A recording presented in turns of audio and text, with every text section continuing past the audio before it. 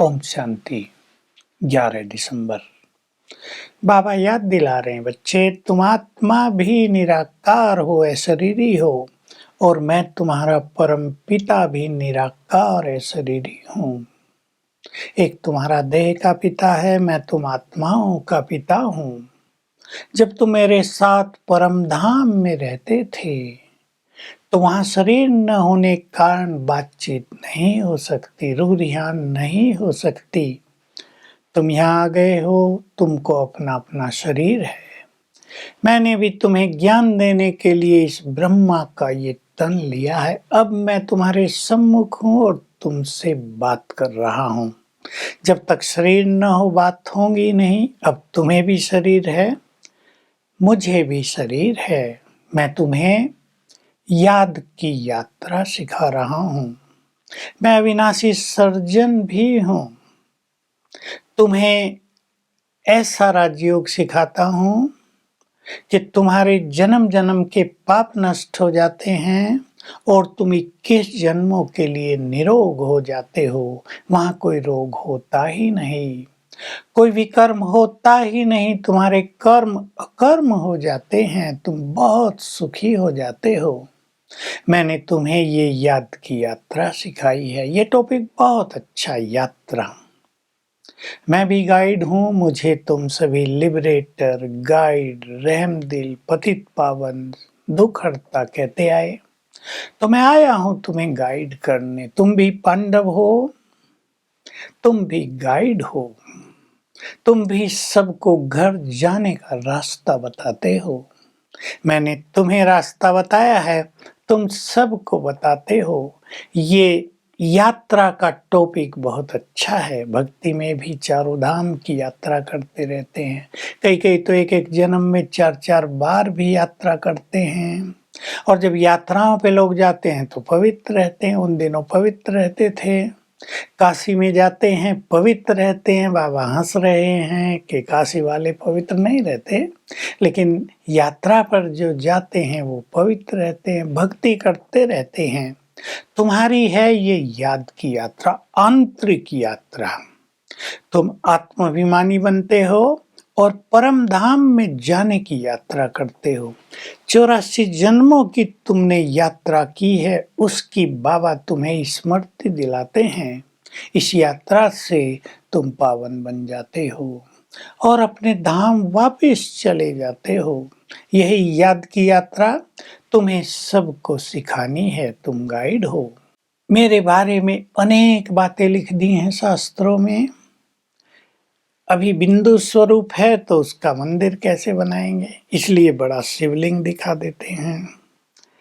अब फिर साक्षात्कार के लिए दिखाते हैं कि हजारों सूर्यों से अधिक तेजों में है। अर्जुन को साक्षात्कार हुआ, कहा मैं सहन नहीं कर सकता, बहुत ज्यादा तेज है। बाबा कह रहे हैं यज्ञ के प्रारंभ में बच्चों को भी साक्षात्कार होते थे, बहुत तेजों में स्वरूप के, और कहते थे बाबा हम सहन नहीं कर सकते, इसे बंद करो। ये साक्षात्कार कराने की चाबी मेरे ही पास है। ये मैं तुम्हें नहीं देता हूँ, क्योंकि ये मुझे भक्ति में भी काम आती है। और संगम युग के अंत में तुम्हें भी मुझे बहुत साक्षात्कार कराने हैं। सतयुग में साक्षात्कार की जरूरत नहीं होती, वहां तुम पावन हो जाते हो, देवता बन जाते हो, भक्ति करते ही नहीं हो, वहां जरूरत ही नहीं है। तो मैं इसके बदले में तुम्हें स्वर्ग की राजाई दे देता हूँ। तुम बच्चे बहुत स्वीट और सेंसिबल बन गए हो। बाबा देखते रहते हैं कौन कितना रॉयल बना है, कौन कितना स्वीट चिल्ड्रन बना है। तुम बच्चे मेरे मददगार बने हो। कल पहले बने थे, फिर बन रहे हो, इसलिए तुम बहुत स्वीट चिल्ड्रन हो। तुम कहते हो बाबा कल पहले भी आपने हमें ये ज्ञान दिया था, अब फिर दे रहे हो। मैं तुम्हें समझा रहा हूँ। ये ब्राह्मणों की रात और ब्राह्मणों के दिन का खेल बहुत सुंदर चलता है। अब सबकी रात हो गई है, सब रात में धक्के खा रहे हैं। अब मैं तुम्हें प्रकाश में ले जा रहा हूँ। शास्त्रों में मेरे बारे में ये भी लिख दिया कि प्रकृति का आधार लेकर आते हैं, तो प्रकृति का ये शरीर है, बरोबर।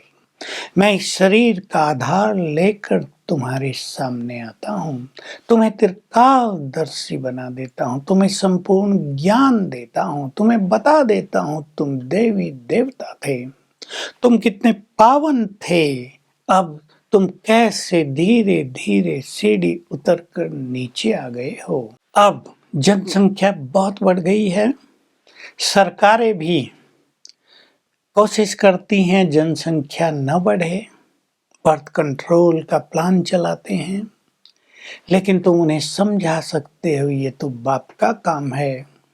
बाबा अभी सारी दुनिया का विनाश करा देते हैं, ये काम केवल बाप का है। और फिर सतयुग में बहुत थोड़े देवी देवता रह जाएंगे, वहाँ संतान भी योग बल से पैदा होगी, एक बच्चा होगा, एक बच्ची होगी, लक्ष्मी नारायण की डायनेस्टी चलती रहेगी, वंशावली चलती रहेगी। बाबा कह रहे हैं, लोग पूछते हैं योग बल से संतान कैसे होगी, तो क्यों नहीं होगी। बाबा ने 2 उदाहरण दिए, मोर और मोरनी। आंसू से गर्भ हो जाता है, प्यार के आंसू, इसमें विकार की बात नहीं होती। पपीते का पेड़, एक नर एक मादा, जब तक दोनों पास पास न बोए जाएं तब तक फल नहीं देंगे। ऐसे कई पौधे हैं, कई पेड़ हैं, दोनों साथ साथ होते हैं तो फलदायक होते हैं, इसमें विकार की कोई बात नहीं। तो जब कलयुग में भी ये होता है तो सतयुग में योग बल से क्या नहीं होगा। योग बल से तो तुम भारत को स्वर्ग बना देते हो, विश्व की राजाई ले लेते हो, तो क्या योग बल से संतान उत्पन्न नहीं होगी। तो बाबा कह रहे हैं, मुख्य बात है विक्रमाजीत बनने की, पापों का बोझ बहुत है, तुम्हें योग बल से इस बोझ को उतारना है, तब तुम पावन बनकर घर जा सकोगे।